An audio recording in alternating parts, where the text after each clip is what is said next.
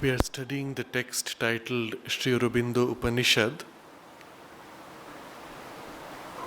and we have been following the text in its original in Sanskrit as well as its translation in English, and where necessary we have referred to the original Sanskrit for elucidation where the translation falls short.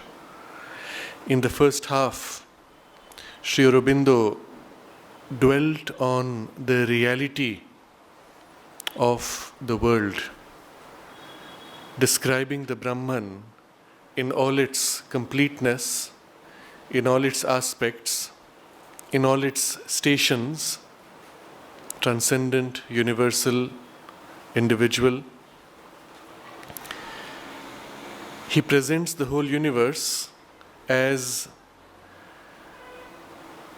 consisting of pure consciousness, of Chit alone, whose self is also the same consciousness.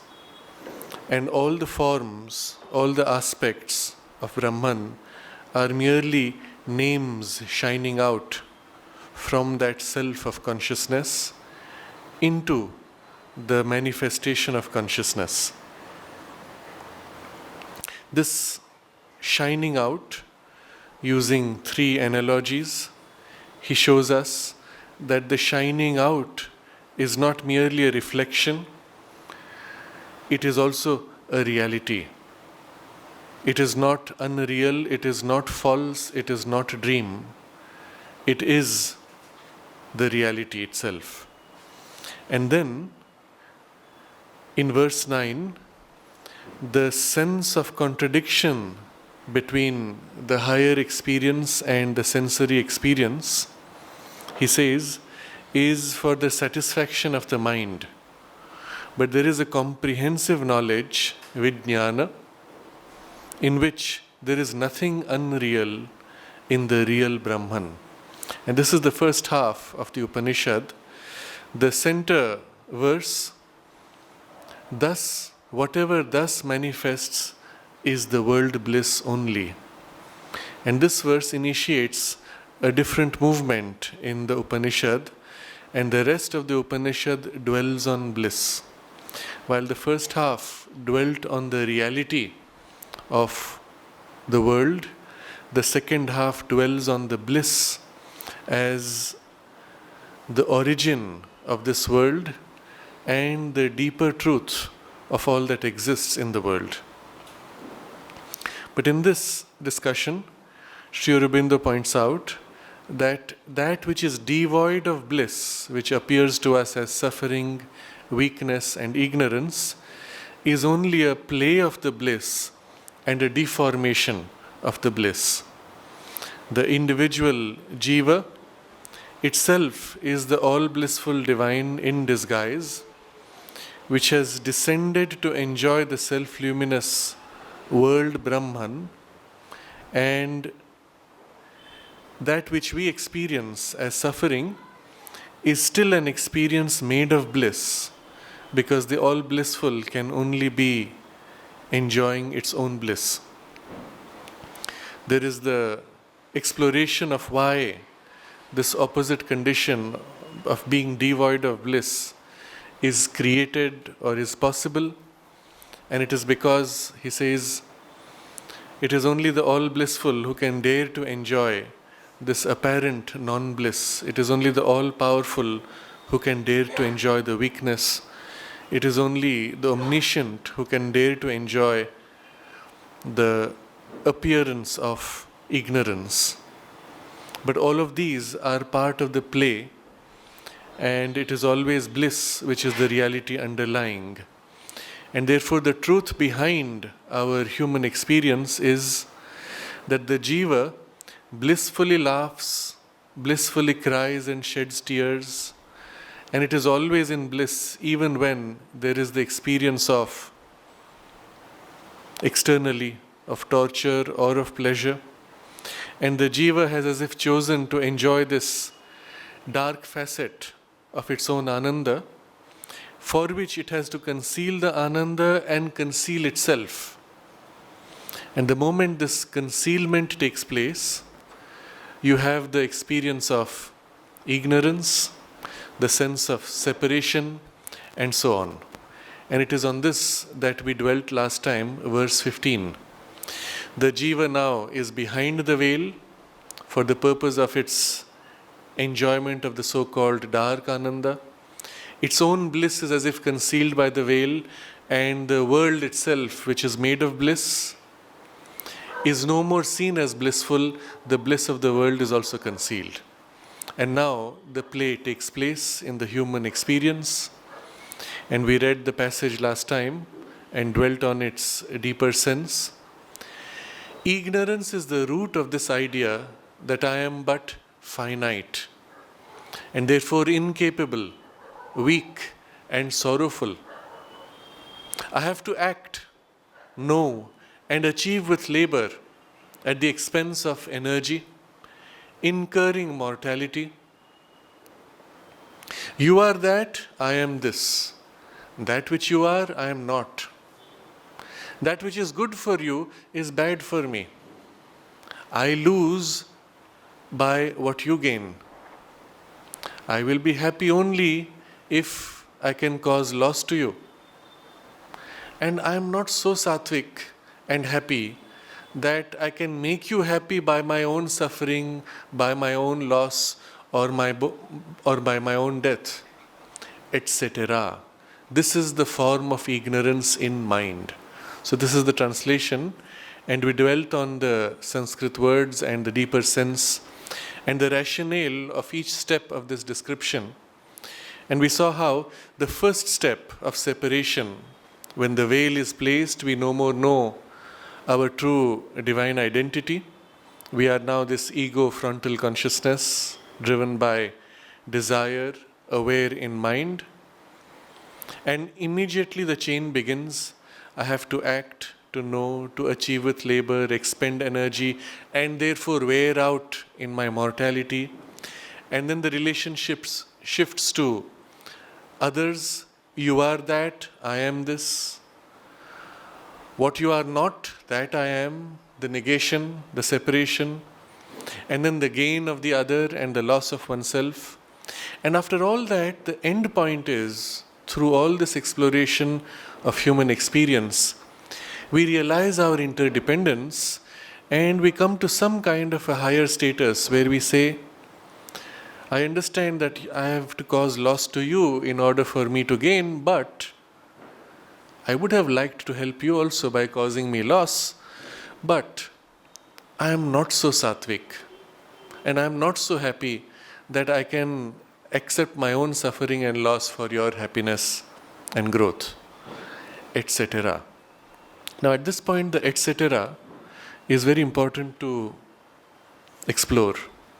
Sri Aurobindo does not use any word needlessly, and especially in an Upanishadic formulation, every word is important. And the whole verse describes step by step how the ego sense unfolds in evolution as well as in our individual development. And then suddenly Sri Aurobindo says, etc. And that is strange. So we need to refer to the original Sanskrit, and we find there the word used is actually ityadi. Iti adi. Thus onwards, forward, and so on. That would be the translation. Here it is, the translator has put etc. But in the Sanskrit, when you say adi, it is not only forward, it also means beginning, the origin. And the literal translation would be, thus it begins or thus it continues.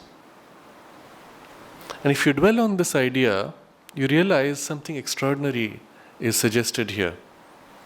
While we began with the sense of separation, first focusing on ourselves, then our relationship with others, and then we grew through several steps, having come to this point where I say, I realize that I should share, I should contribute, I should help others, but I am not so developed, I am not so sattvic, I am not so happy that I can lose what I have. At this point, we have reached to a higher development of egolessness, But what comes in place there is a higher frame of ego, a higher status of the sense of separateness and my own priority, where I say, although I know I cannot yet sacrifice, and I turn back to myself, and the whole journey begins again.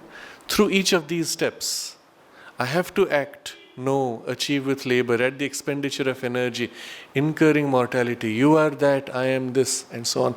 The whole chain begins anew, but from a new status. And we see in the journey from ego to transcendence of ego, we need to cycle through this repeatedly, each time taking one step higher and higher and higher in a spiral. And just this wording, ityadi, suggests this recurring cycle of rising in a spiral. And he says, ityadi, and so on. This is the form of ignorance in mind.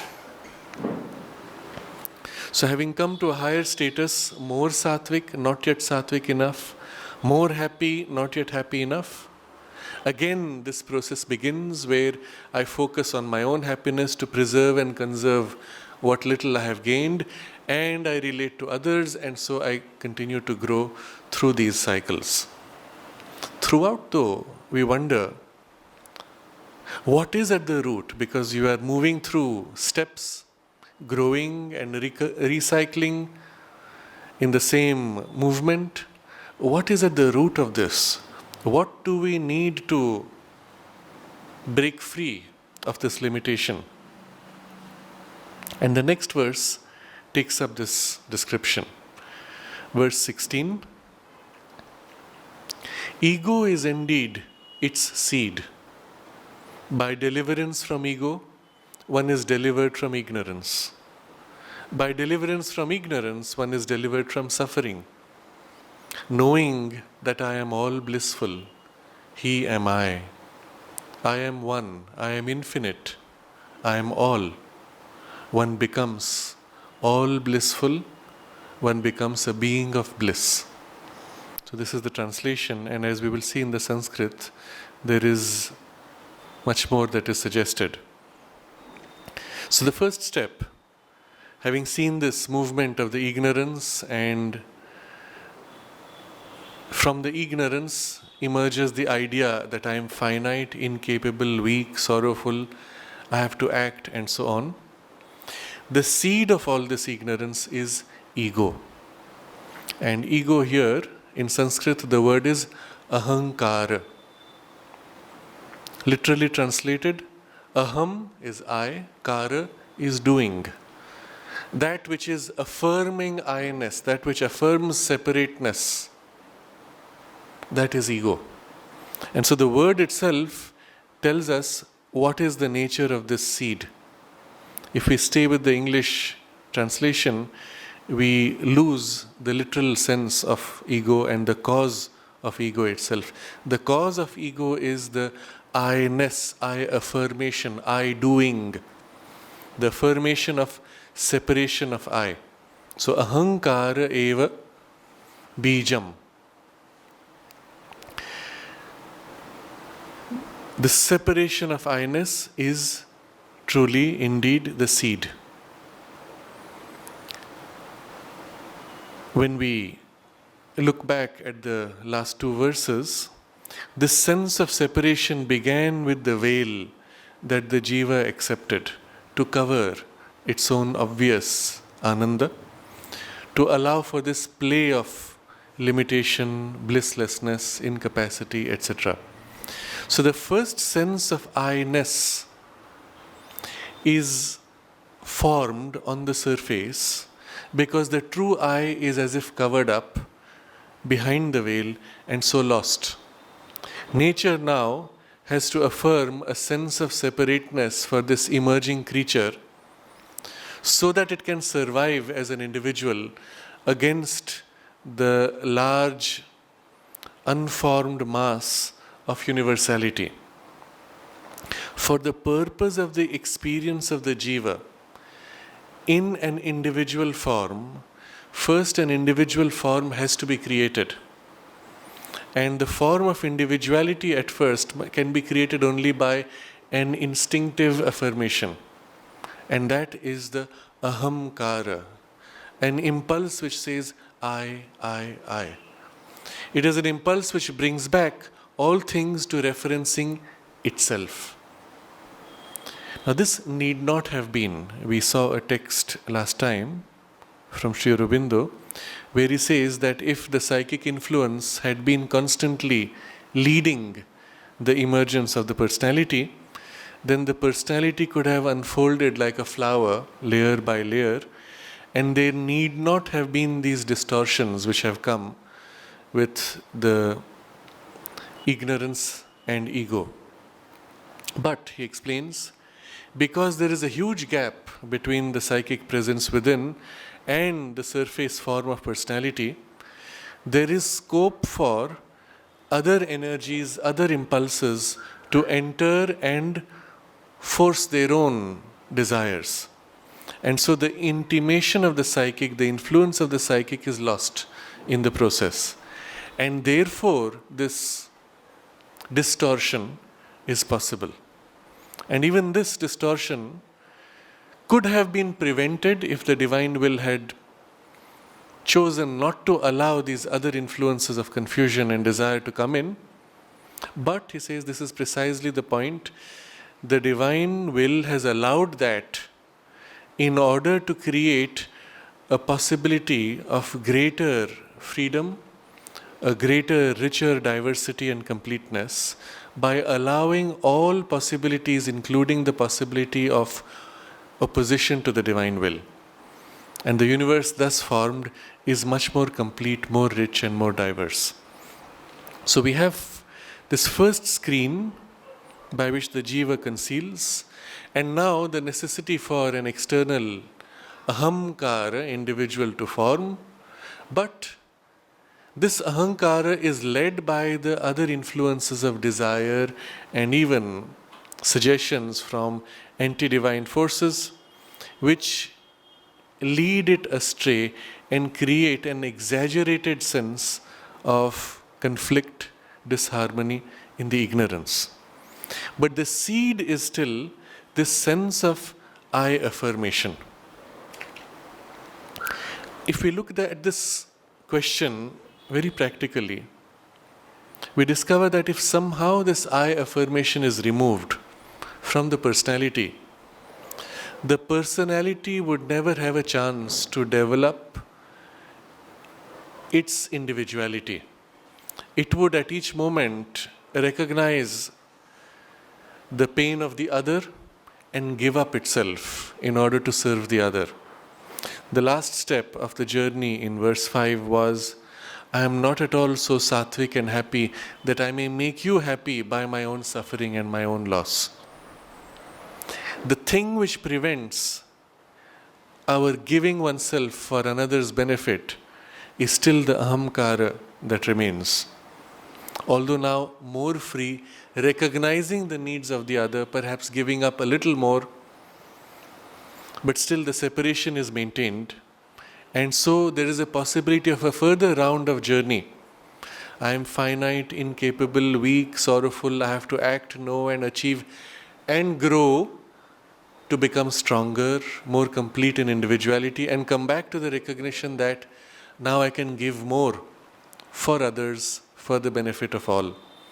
And a point comes where one actually begins to give and help others to feel good, to feel greater, to feel superior, to affirm still the ahamkara, but in a larger sense. Less self-centered, less narrowly self-centered, larger in the scope of its individual, in the scope of its identity, now accepting a larger community as itself, still affirming the ego.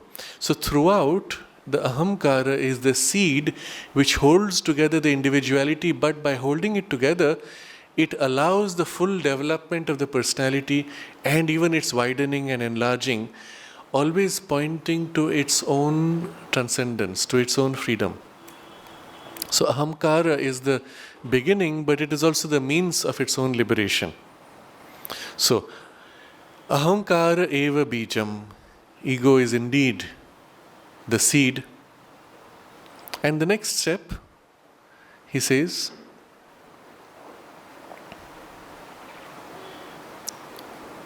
ahankara mokshad ajnana moksha. Very pithily in Sanskrit. Literally translated, it would be liberation of ego is liberation of ignorance. Freedom from ego is freedom from ignorance. So because the ego is the seed, if you act on the seed directly, the results are automatically led to. And after that, ajnana mokshat dukkhan munchate. By freedom from ignorance, one is freed from all the sufferings. So we saw right at the beginning, the chain was the ignorance brings in the sense that I am finite, therefore incapable, weak, and sorrowful. And all of these are the blisslessness of the human experience. And here he says, the moment you get free from the ignorance, you become free from all these sufferings, which are the blisslessness. And there are triple: incapacity, weakness, sorrow, all of which come from the sense of finiteness, limitation, whose seed is in the ego sense of separateness. So in 3 steps, we are led to this solution. First, ego is the seed. Freedom from ego leads to freedom from ignorance. By freedom from ignorance, one is freed from all suffering. And at that point, what remains? So if you see this in the sequence, we saw how the individual evolves through the ego. And now, by 3 steps, we are delivered from the ego. The individual is still there. The individual is not lost. What happens next? And the verse goes simply in the translation, knowing that I am all blissful, he am I am one, I am infinite, I am all. One becomes all blissful, one becomes a being of bliss. So in the Sanskrit,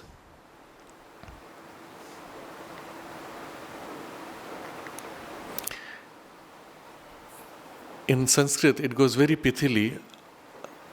Ignorance is the seed. Freedom from ignorance, ahamkara, ego is the seed. Freedom from ego is freedom from ignorance. Freedom from ignorance is freedom from sufferings. I am blissful. So straight away, the 4th step is the recovery of the bliss. Anandamayoham, I am all blissful.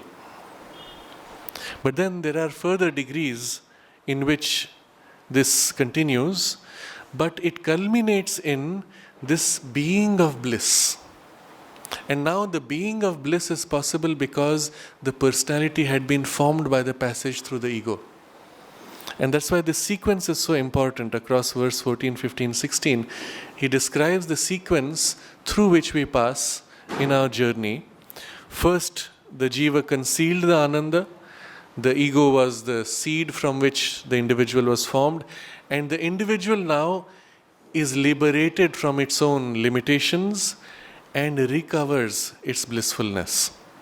So, Ananda Mayoham, I am all blissful. Next step, Soham, that I am. So having first recovered one sense of I-ness, innate, the uniqueness of our individual psychic presence, the next step is very important because the psychic being is still limited in its capacity and needs to find its own greater completeness, and that next step moves to Soham, he am I. And this would be in the sequence of the integral yoga from the psychic realization to the self-realization. The next step from that, Ekoham, I am one. The oneness here implied, the Eka of the oneness, is not one Eka, one in singular separateness. It is the oneness in identification with the all. So again, in the context of the integral yoga, subsequent to self-realization, the completion of the self-realization is the recognition of the one self of all, in all, of the cosmos. So it is possible to have a one-sided realization of the self, where one withdraws from the cosmos into a kind of a transcendence or a static poise. But Sri Aurobindo's affirmation right at the beginning of this Upanishad was the affirmation of both sides, non-being and all-being, and beyond being. But in this case, it means subsequent to Soham, it is not complete unless we recover that cosmic identity.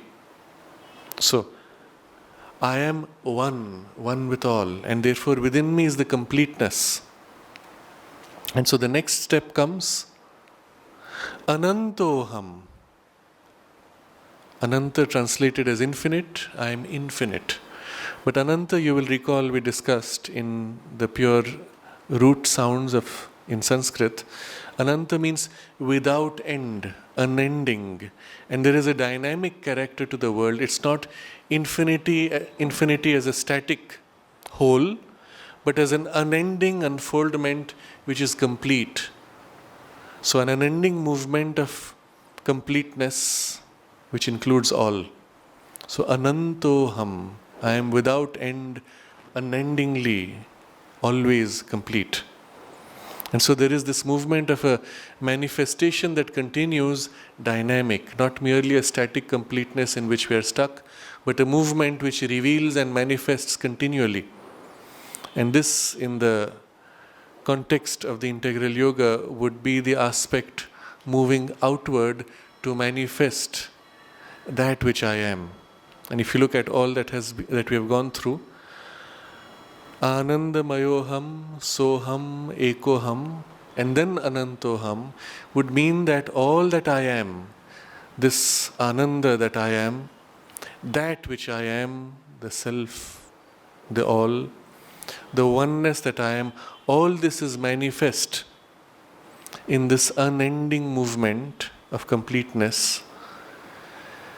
And that moves to the last step, Sarvoham iti. Sarvoham, I am all. So in the English translation, I am all blissful, He am I am one, I am infinite, I am all. Iti, thus. And the Sanskrit text uses a very important word. In the English, it has been translated as knowing that I am all blissful, one becomes all blissful and a being of bliss. But knowing, we would have understood normally in the English language as a mental knowing, a mental understanding. But in the Sanskrit, Sri Aurobindo has used a very important word, Vijnanam. Vijnayaya. Vijnaya Anandamayo. Vijnaya, and you will recall, we met this word earlier in the verse 9, where it said, for the mind there is this distinction between phenomenon and reality, but for the comprehensive knowledge, and the word used was Vijnanam, for the comprehensive knowledge there is nothing unreal in the real Brahman. And so Vijnaya represents a higher knowing, a knowing which is supra-mental. And therefore it is in this knowing that one discovers this fulfillment of the bliss. So Vijnaya Anandamayo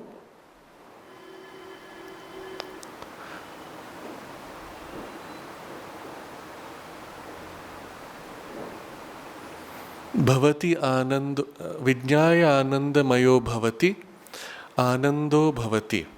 So, by knowing this in this superior supra-mental realization, one becomes all blissful, Anandamayo Bhavati, and then Anando Bhavati, one becomes bliss.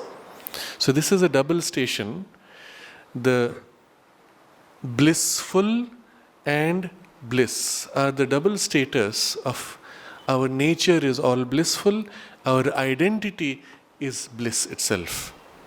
So this double status is important. You will see the same pattern was used in the first half when he spoke of the world as a world of consciousness radiating out from soul of consciousness. And this is the double status of the Purusha and the Prakriti, the poise of the consciousness and its energy of manifestation. Here the theme is bliss, and therefore this double status is described in terms of bliss. One becomes blissful, Anandamayo, and bliss itself is our identity. Anando Bhavati. So in the translation he has put, knowing that I am all blissful, he am I am one, I am infinite, I am all, one becomes all blissful, one becomes a being of bliss. So this is the culmination of the liberation where one recovers our innate identity of bliss and our nature of bliss, which is the manifestation of our own innate bliss. And this manifests in union with the all, in the infinity, unending completeness and oneness, which continues now to manifest in the world. So the particular sequence of words he uses, you will find very closely match the pattern of the integral yoga. And the next verse affirms and describes this new status. This indeed is liberation. Liberated, he enjoys the enjoyments of all. Enjoying all joys infinitely, he is not separated from finites. Enjoying finites, he is not deprived of the infinite. He is one, he becomes many, he is indeed unborn and is, as it were, born. Even being born, he is not born, is not bound. He has no birth. I, the self, reveal self by self in self. Liberated by this knowledge, one enjoys the play. So this is verse 17, and it describes this status of liberation. What is liberation? It is this which we have just described, which has just been seen. When we are delivered from ego, we are delivered from ignorance, we are delivered from the suffering as a result, and we recover ourselves as all blissful, recover the self, the one, the infinite, the all, and we become now a being of bliss which is expressing itself blissfully. This indeed is liberation. Esha eva moksha. Now in the Sanskrit, Esha eva, one would have in the sense of eva, this alone is liberation. And here Sri Aurobindo takes a very strong position, which may even be seen at first to be contrary to the traditional sense of liberation, where liberation was dissolution of individuality, dissolution of separateness of the world, and so on. But Sri Aurobindo's description has nothing to do with dissolution. It is a freedom in which one recovers the bliss and remains a being of bliss in action of bliss. And he says, this alone is liberation. Any other poise that we may take is therefore not liberation. And just the affirmation that it's alone, this alone is liberation, suggests something very important. It means that if you take a poise where dissolution of the world, dissolution of individuality is liberation, Sri Aurobindo says that's not liberation. And how can he say that? And we will recall his commentary on the Isha Upanishad, where the Upanishad says that those who seek after the Vidya alone, they enter as if into a greater darkness. And Sri Aurobindo's commentary was, when you seek the divine as the oneness only, you are as if bound into that oneness. You lose the other facet of the divine as multiplicity. And there is nothing in the oneness which will push you out to the multiplicity. And therefore it is a greater darkness because nothing compels you back. On the other hand, when you are in the multiplicity and you may be lost in the avidya will over time push you through experience, sometimes painful experience, it will push you back towards oneness. And so although it is a darkness, it is a lesser darkness because eventually you will wake up to the other facet. So Sri Aurobindo's commentary there declares that this exclusive realization of oneness in which the multiplicity is lost is not a true liberation because now you are bound in the oneness and cannot recover the totality of Brahman. So when he says, Esha eva moksha, this alone is liberation, then we understand by it that those other things which seemed like liberation were actually a different form of entrapment. While the common human is trapped in multiplicity, avidya, the seeker of exclusive vidya, exclusive oneness, is trapped in the other extreme. Both are trapped, and neither is truly liberated. True liberation, as was affirmed in the beginning, where the nature of Brahman was described as he is without quality, supports all qualities, he has qualities, infinite qualities, and yet enjoys the state of being without quality. He transcends the state of being without qualities and the state of being with qualities. He is neither without quality nor with quality because he is the alone. So in all those descriptions which we have studied, he is beyond worlds, yet he holds the worlds, becomes the worlds, enters into them, transcends time, yet holds time, becomes time, enters into time, and so on. In all that description, we had seen that the true transcendence is inclusive. A true transcendence does not abandon what is transcended, but includes and yet is free of what is transcended. So this liberation, when he says, this alone is liberation, then obviously this state of liberation is not exclusive. It includes all the things from which we were liberated. But now it includes them in a different way, from a status of freedom. And this is exactly what the verse describes. So, this alone is liberation. Liberated, he enjoys the enjoyments of all. Even the things from which he got liberated are now within the scope of his enjoyment. Enjoying all joys infinitely, he is not separated from finites. Enjoying finites, he is not deprived of the infinite. So now in the transcendence, in the true freedom, both the finites and the infinites are included in the enjoyment.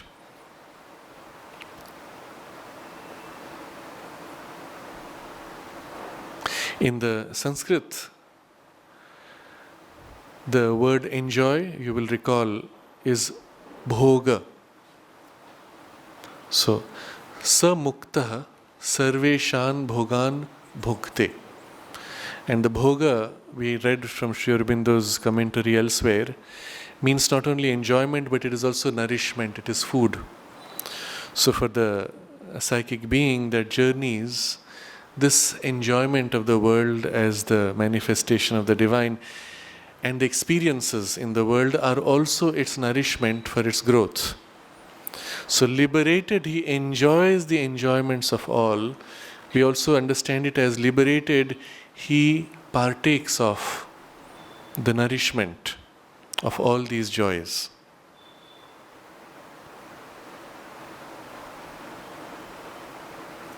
We will study the Sanskrit in detail next time, but now the focus on the finite and infinite. When the jiva chose to conceal itself and even conceal the ananda of the world and to narrow down into the focus of finiteness, incapacity, weakness, sorrow, it was because it wanted to enjoy this possibility and the play of limitation. Having thus become free, in the liberation, is it now incapable of enjoying the finites and the limitations? Then it would not be free. So in the freedom now that it has got, it continues to be able to enjoy the limited forms and the finiteness, except that it no more sees them as incapacity, weakness, or sorrow. It sees them merely a play of limitations and a variety, an infinite variety of finites. So he enjoying all joys infinitely, he is not separated from finites. And within each of the finites and limitations, he perceives the infinity behind and draws from it an infinite joy. So, enjoying finites, he is not deprived of the infinite. It may appear contradictory. How can I hold something finite and then I have to abandon it if I want to get to something which is infinite? And he says no. He's not deprived of the infinite because he sees the infinite in the finite. You will remember Sri Aurobindo's descriptions of how the supermind is able to hold both the finite and the infinite, and it sees the finite as a special focus, a special formulation of the infinite. Whenever it meets the finite, it sees behind it the infinite that has put forward this front of finiteness. So in the experience of this liberation, each finite is as if a gateway, a window, opening out to the infinite in a different way, uniquely. It has a finite front, but it is not truly finite. It conceals behind it itself an infinity, and can continue to manifest that infinity unendingly. So the delight, the bliss that the liberated being experiences is an infinite bliss even in the experience of finitenesses of the world. So therefore, liberated, he enjoys the enjoyments of all, enjoying all joys infinitely. He is not separated from finites. Enjoying finites, he is not deprived of the infinite. This also suggests that such a liberated being of bliss can enjoy the domains of infinity as well as the domains of finiteness, and the whole cosmos is its field of experience. So next, he is one, he becomes many. So in his experience, he is one with the oneness. And yet that oneness is not an exclusive oneness. He experiences the same oneness in and each through form. In each form and through each form. So when he meets another, now another being, another person, he sees in him the same oneness in which he lives. And yet that oneness is not deprived of its multiplicity. He can experience the uniqueness of each one in the oneness. So he is one, he becomes many. He is indeed unborn and is, as it were, born. Even being born, he is not born, is not bound. So again, this is the description of transcendence. Having taken birth, one is always as if separated and bound in the movement of birth, as distinct from the unborn, which is unchanging, non-moving, still, spaceless, timeless, formless. So the two appear to be opposite to our consciousness. But to this liberated being, he is one with that. And yet now he is here in this individualized form and therefore born. So he is indeed unborn and is as it were born. So the born is not really a limiting birth. He still remains unborn, and yet there is this born status. The psychic being is individualized, is in birth, is in limitation and therefore capable of growth. And yet throughout it remains in essence the same one self. And there is in that experience a very interesting double status. When the psychic being leans back, it recovers its oneness in self, spaceless, timeless, formless, still. And at the same time, it is a projection entering space, time, form and limitation and experiencing growth. It can, therefore, also experience self in its more dynamic aspect, in world as well as transcending world and all that. But for the psychic being, this double status is possible. So is it born when it is essentially divine? We say yes, because it is in limitation. And yet when it leans back, in its essence it remains unborn, it is immortal. But here is now an individual, manifest, in form, a being of bliss, liberated, and he can experience this double status. Even being born, he is not born, is not bound. And this is the secret. Always one is free, although one remains in the play of form and birth, because one is no more bound, although in form. He has no birth, because in its highest status of freedom, I, the self, reveal self by self, in self.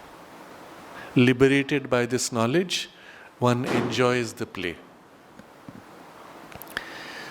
We will explore this in detail later, next time.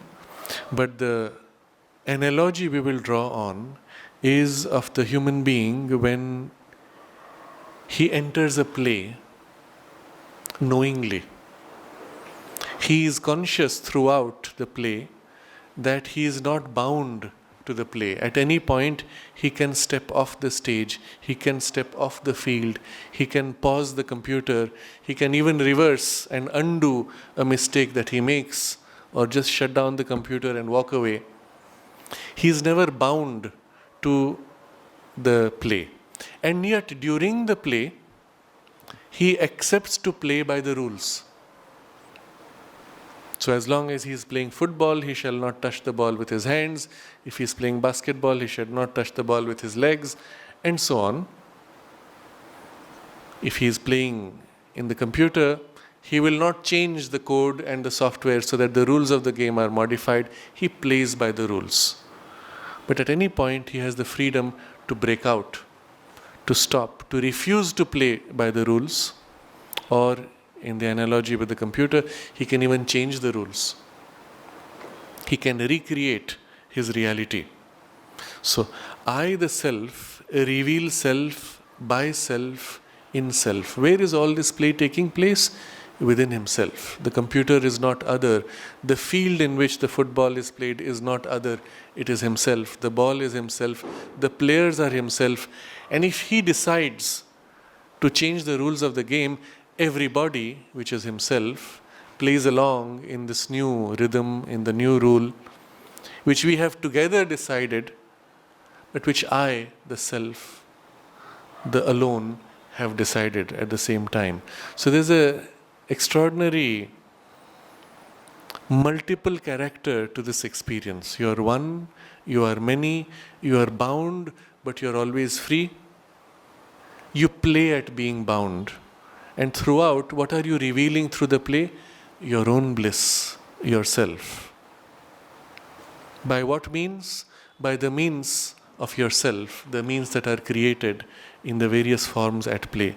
Where is all this taking place? In myself, in the only reality that is. So I, the self, reveal self, by self, in self. And in this is the greatest security, because there is no other, there is no danger, there is no risk. And yet we play at the appearance of risk and danger, and therefore express, manifest, and enjoy our bliss. So liberated by this knowledge, one enjoys the play. And the next verse we will just read. For Leela, the play, indeed is the world. He has become playful for joy. Therefore be engaged in Leela. Sri Aurobindo affirms that we do not have to withdraw from the world, we are meant to enjoy and engage, participate in the Leela. Therefore be engaged in Leela, O sons of bliss. Being united, play, enjoy the bliss. Having attained the one enjoyable divine, enjoy him in all things. In the Veda, we are described as children of immortality. Sri Aurobindo here describes us as children of bliss. And it is therefore our destiny to participate in the play of bliss and even to manifest further the divine bliss. So we will cover all this and review also verse 17 in detail next Sunday. For now we can reread this last verse and meditate on it.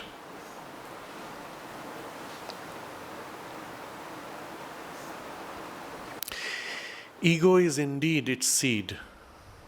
By deliverance from ego, one is delivered from ignorance. By deliverance from ignorance, one is delivered from suffering. Knowing that I am all blissful, He am I am one, I am infinite, I am all. One becomes all blissful, one becomes a being of bliss. This indeed is liberation. Liberated, he enjoys the enjoyments of all. Enjoying all joys infinitely, he is not separated from finites. Enjoying finites, he is not deprived of the infinite. He is one, he becomes many. He is indeed unborn and is, as it were, born. Even being born, he is not born, is not bound. He has no birth. I, the self, reveal self, by self, in self. Liberated by this knowledge, one enjoys the play. For Leela, indeed, is the world. He has become playful for joy. Therefore be engaged in Leela, O sons of bliss. Being united, play. Enjoy the bliss. Having attained the one enjoyable divine, enjoy him in all things.